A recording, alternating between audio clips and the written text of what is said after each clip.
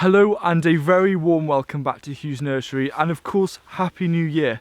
Now hopefully you've had a few days to think about your New Year's resolutions, or maybe you've started them, and I thought maybe I should come in a little bit later after all that initial excitement with something different. And I'm going to keep this video very simple.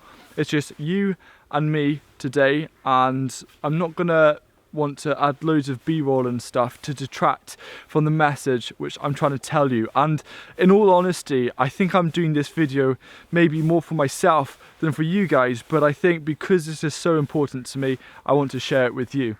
And so I was thinking, what kind of New Year's resolution could I do for this year? And I then suddenly remembered something which I get every single year, and perhaps some of you can relate to this. I find that at the end of every single year, in terms of the growing season, I regret not doing quite a few things. And for example, this year, I regret not making more use out of the solar tunnel to grow winter salads. I regret not collecting more leaves during autumn for the compost. I regret not building the new raised beds sooner. I regret not starting salads off early.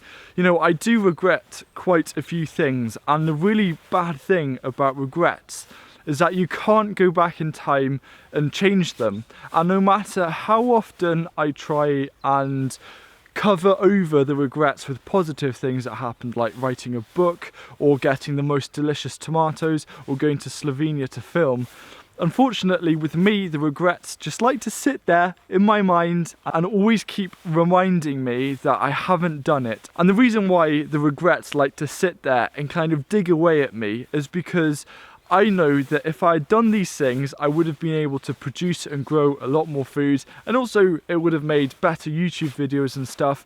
And now I'm in this position where I can't go back in time and I can't do anything about it. And especially if it's something like winter salads, if I want to kind of try that again, I've got to wait until kind of late summer into autumn of 2019. So I've got to wait a long time before I do that.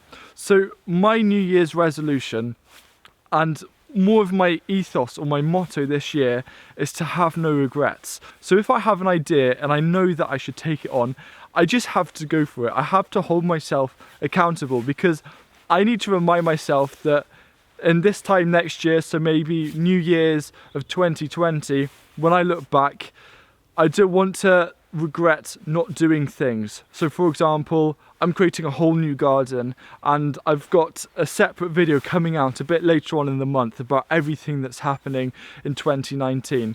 But at the moment, I just don't want to be in this position again, because in all honesty, it doesn't actually feel good at all, because I feel like I've let myself down. And I know I might be getting a bit deep about regrets, but all these positives, unfortunately, the negatives are lurking behind. And I always stand by things like, if I get 100 really nice comments and then one nasty comment, when I was younger, I used to dwell and ponder too much over that really bad comment, when in fact I had 100 really nice comments.